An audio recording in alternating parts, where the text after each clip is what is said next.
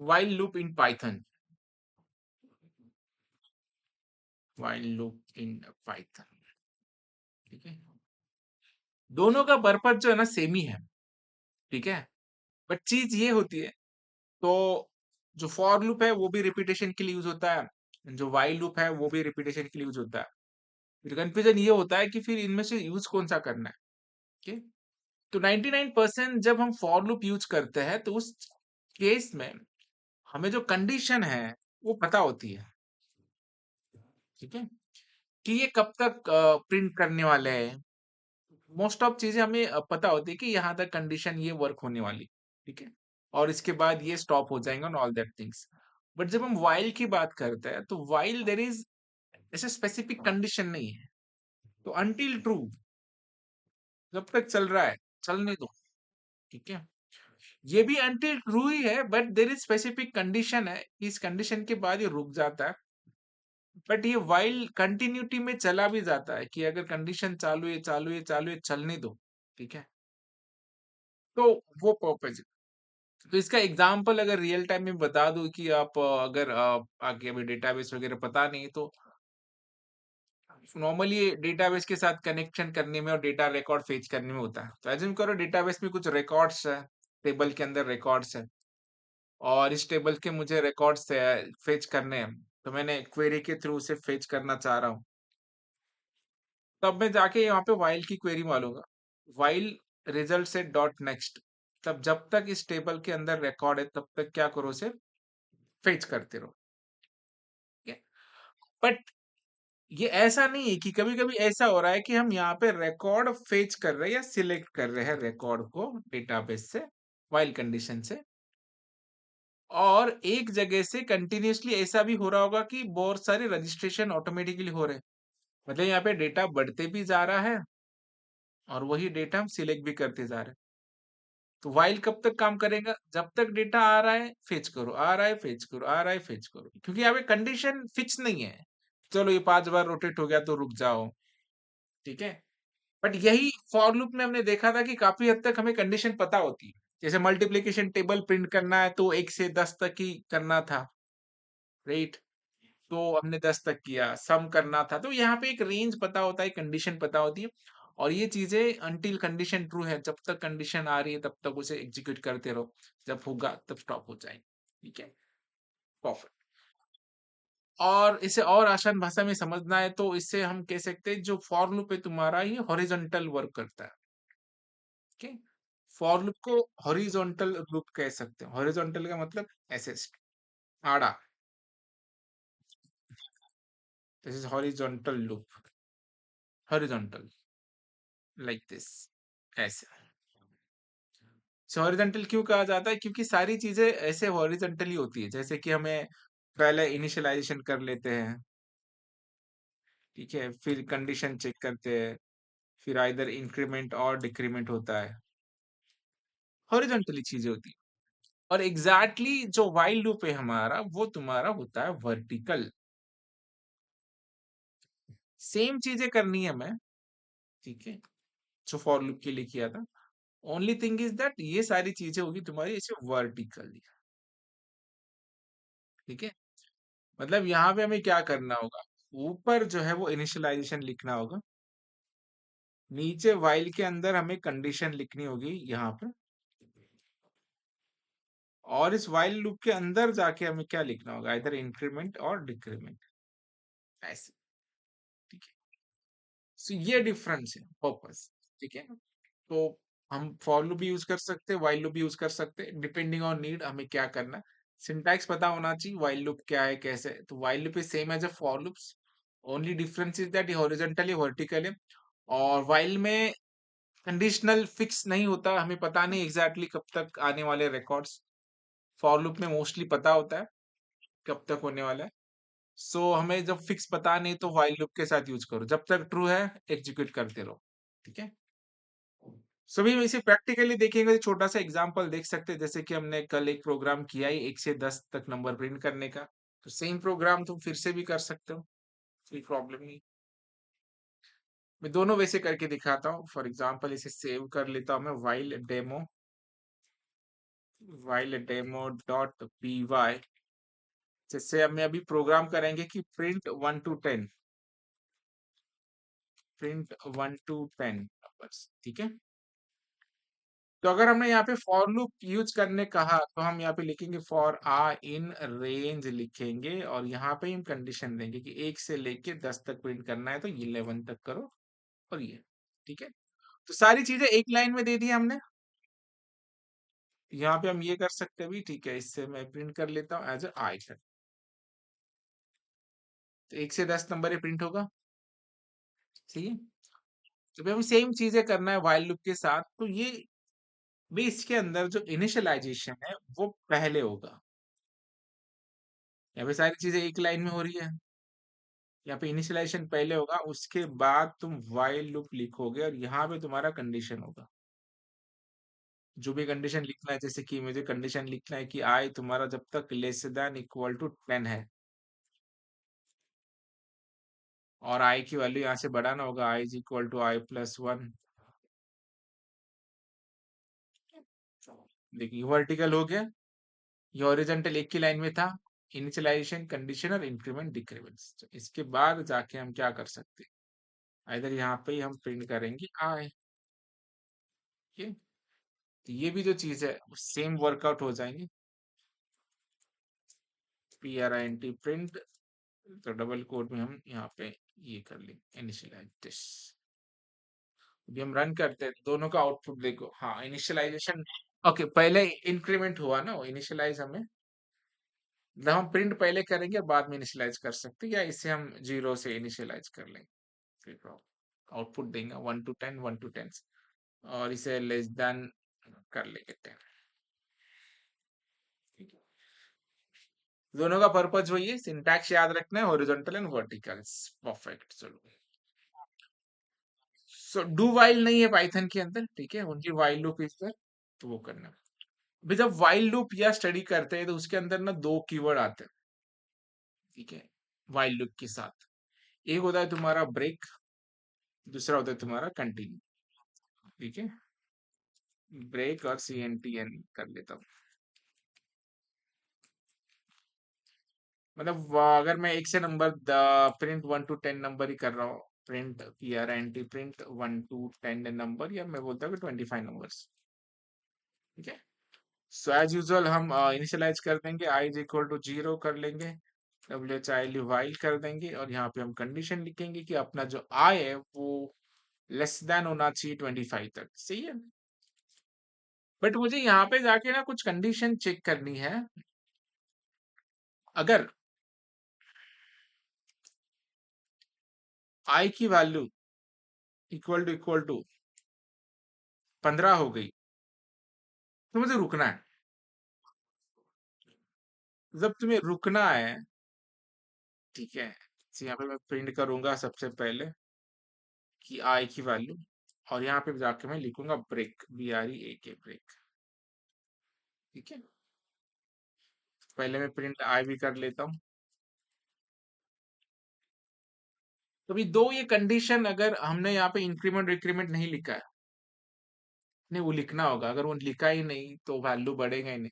अगर मैंने ये इसे रन किया ना, इन्फिनिटी में चला जाएगा, ठीक है, कंटिन्यूस ट्रू रहेगा, देखो, ठीक है। और इसका भी कोई लिमिट है, ये पहले तो इन्फिनिटी में चला जाता था तो दिन भर भी ऐसे ही रहता था, बट ये आई थिंक अभी इसका कुछ तो एक काउंट दिया है, एक 2 मिनट या 3 मिनट के बाद ना ऑटोमेटिक स्टॉप हो जाता है, ठीक है। पाइथन ने इंटरनली वो मैनेज किया ये सारी चीज, ठीक है। चलो हम यहाँ पे कंडीशन देना होगा हमें ट्रू करके, इससे मैं एग्जिट कर लेता हूँ, सही है। मतलब आई की वैल्यू बढ़ाते रहना, आई इज इक्वल टू I+1, तो अपना 1 से 25 नहीं प्रिंट होगा, ये 1 से 15 तक जाएगा, और 15 आने के बाद ये रुक जाएगा, ब्रेक और कंटिन्यू। अभी सिमिलर मैनर, जैसे कि मैं अभी यहाँ पे जाके क्या करना चाहता हूँ, कंटिन्यू करना चाहता हूँ। एक हो गया तुम्हारा ब्रेक, अभी मुझे ये करना है कि सिर्फ जब 15 आएगा, ठीक है, 15 आने तक एक 15 प्रिंट करेंगे, उसके बाद हम करेंगे कंटिन्यू, दीदी 15 आ गया। आगे की वैल्यू भी कंटिन्यू हुई है। अगर हम इसके अंदर प्रिंट करना चाहते आई, PRINT प्रिंट आई, तो वो कर सकते हैं। तो उससे पहले आई की वैल्यू हमें 1 से बढ़ानी होगी। I is equal to i plus 1।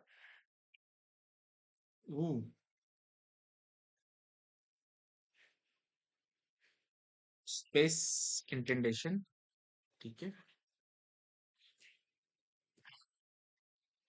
तो इसके बाद ही ये कंटिन्यू हो जाएगा और ये आगे की वैल्यू नहीं, 2 बार हमें प्रिंट करना, नहीं 2 बार नहीं करना, इसके अंदर ही लिखना होगा, ठीक है। कंटिन्यू कर लो।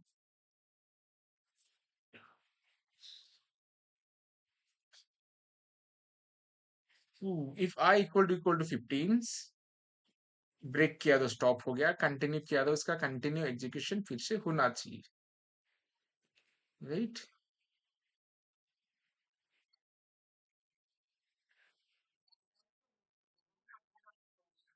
कहाँ पे? नहीं नहीं, वो कर सकते हैं हम, लेकिन ये प्रिंट बाहर करना होगा, हम प्रिंट अंदर कर रहे हैं इसीलिए प्रॉब्लम हो रहा है, ठीक है। ये देख, ये इसके बाहर जा ही नहीं रहा है, तो अभी हमें इसे प्रिंट हो गया, ये फिर से कंटिन्यू किया। बट अगर यही मैं यहाँ पे जाके ब्रेक यूज कर लेता हूँ, 15 तो प्रिंट होगा बट उसके बाहर नहीं जाएगा, देख, क्यों ब्रेक किया हमने। पर यही चीज अगर हमने कंटिन्यू की, तो मैं थोड़ा सा फॉर्मेशन देख रहा था कि किस वजह से कर सकते हैं, देखो 15 आ गया, फिर आगे जाके कंटिन्यू हुआ तो आगे तक ये प्रिंट हुआ। फॉर लूप में ब्रेक और कंटिन्यू यूज करते हैं। और जावा में छोटे छोटे कीवर्ड्स याद रखने की काफी समय में यूज हो जाता है, जैसे कि अभी 2 कीवर्ड्स हमने स्टडी किए, एक है एंड हमने पढ़ा, और हमने पढ़ा। तो अभी हमने देखा कि ब्रेक है, हमने देखा फिर कंटिन्यू है, ठीक है, कंटिन्यू, ठीक है।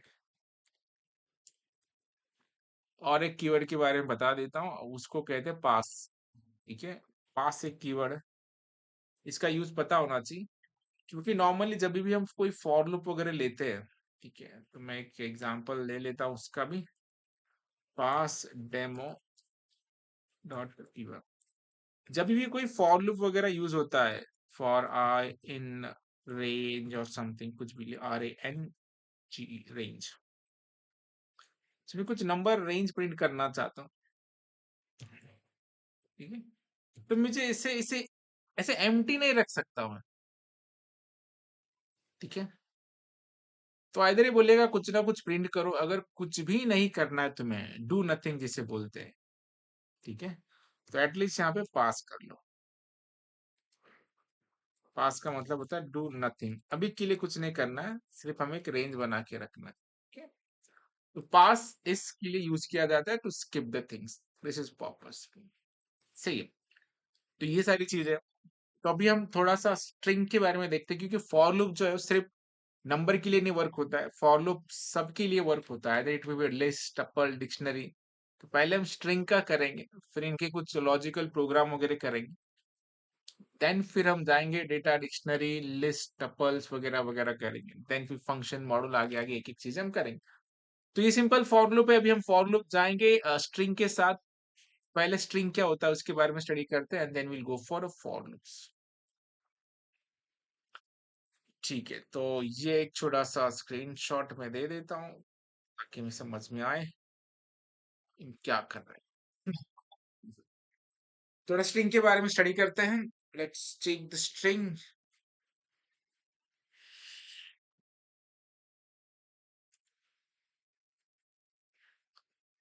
सी, नॉर्मली जो स्ट्रिंग होता है, अभी तक जैसे मैंने बोला था कि हम सिंगल सिंगल डेटा पे काम कर रहे हैं। फर्स्ट डे में हमने क्लियर किया था कि वेरिएबल के अंदर हम वैल्यू स्टोर कर रहे हैं, as equal to number something, ठीक है। पर अभी हम अब सेकेंड टाइप पे जाएंगे, अभी हम एक वेरिएबल में ग्रुप ऑफ कैरेक्टर स्टोर कर रहे हैं, ग्रुप ऑफ कैरेक्टर्स, ऐसे कैरेक्टर्स, ठीक है। तो अभी हम हर एक इंडिविजुअल कैरेक्टर के लिए भी काम कर सकते हैं।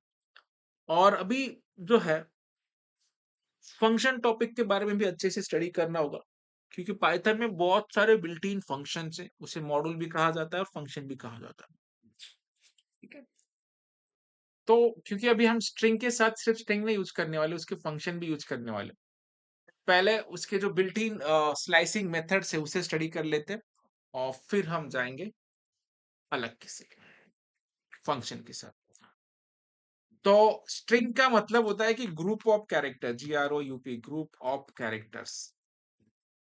ठीक है, अगर बहुत सारे कैरेक्टर एक साथ आ गए तो उसे कहा जाता है स्ट्रिंग।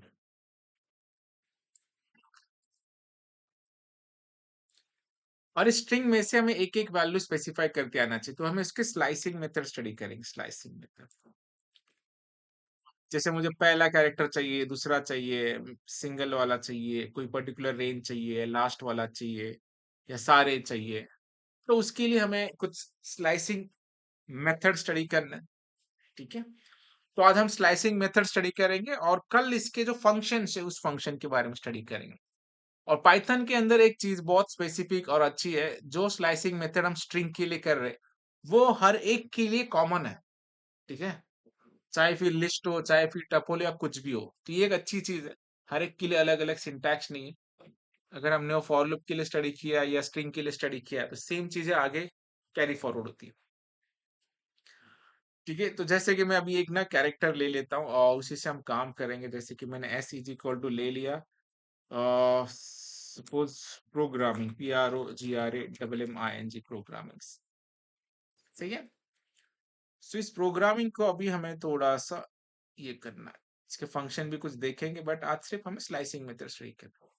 तो जनरली जब डेटाबेस में ये या बैकग्राउंड में मेमोरी में स्टोर होता है ना, तो इसकी ऑर्डरिंग बन जाती है। ठीक है, तो इसके जो इंडेक्स वैल्यू 0 से स्टार्ट होगी तुम्हारी सबसे पहले।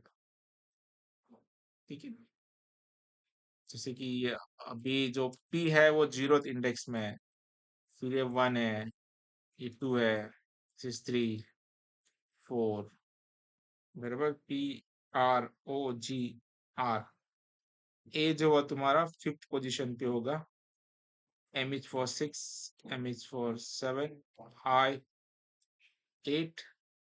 N=9, और जो G होगा तुम्हारा 10 पे होगा। ठीक है, इंडेक्स पोजीशन में इसलिए बता रहा हूँ क्योंकि स्लाइसिंग मेथड जो है वो इसके इंडेक्स बेस पे ही वर्क होती है। ठीक है, तो फर्स्ट थिंग अभी इसके ऊपर हम काम करेंगे। जैसे कि मैंने सिंपल स्ट्रिंग स्लाइसिंग मेथड्स एक फाइल बना लेता हूँ, राइट क्लिक, न्यू फाइल हम करेंगे, इसे सेव कर लेता हूँ मैं, str slice.py।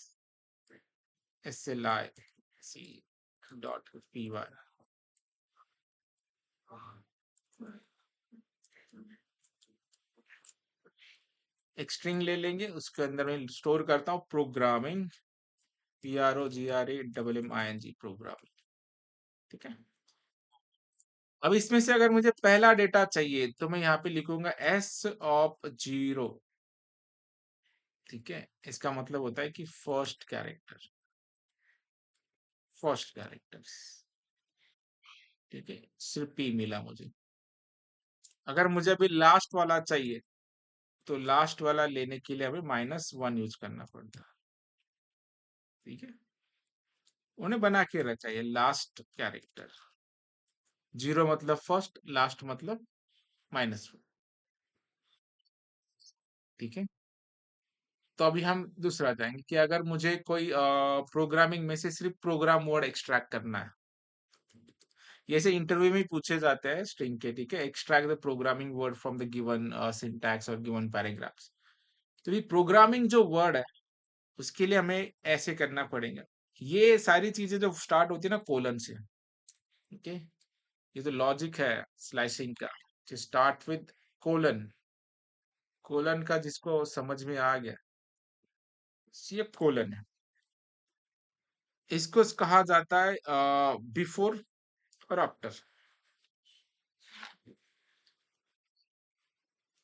आफ्टर किसके बाद, और इसके बाद है बिफोर किसके पहले।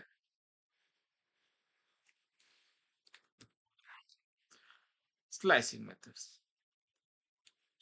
तो अगर हम ये नहीं भी दे रहे तो बिफोर जो है 0 से स्टार्ट होगा डिफॉल्ट, और अब इसके बाद का नहीं दिया तो लास्ट तक चला जाएगा।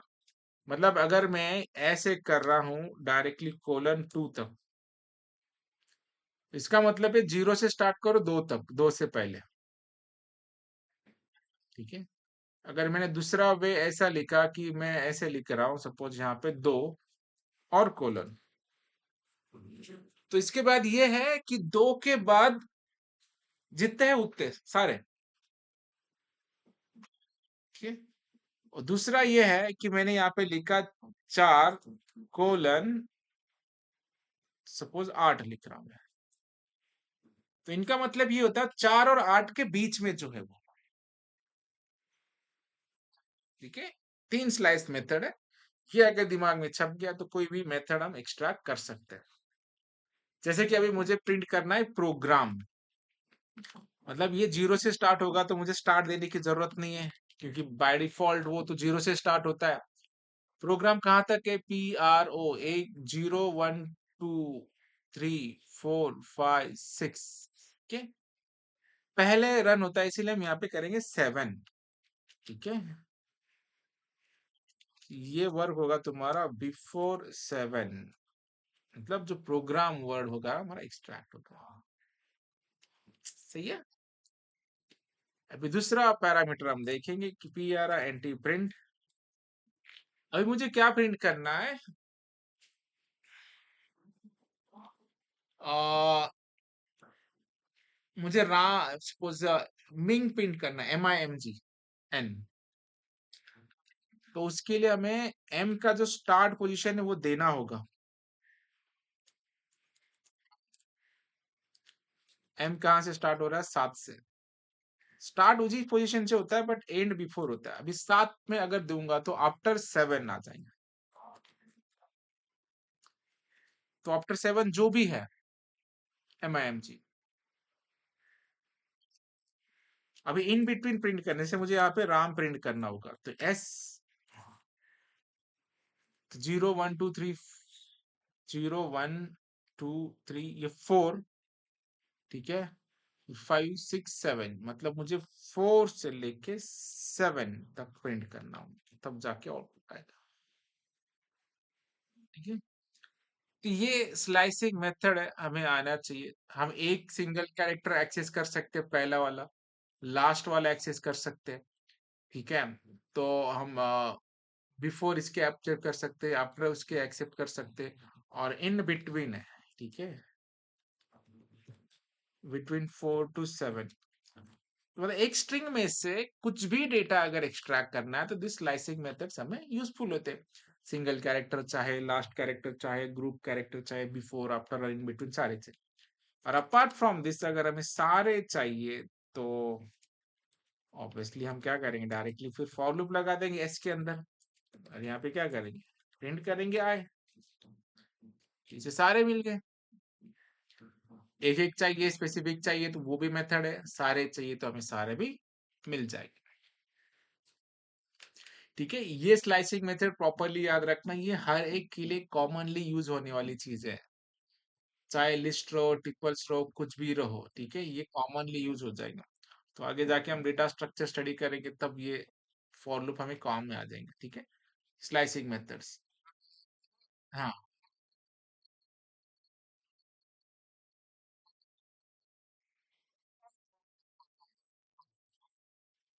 बहुत सारे, मतलब नहीं समझ में आया कैसे करना है।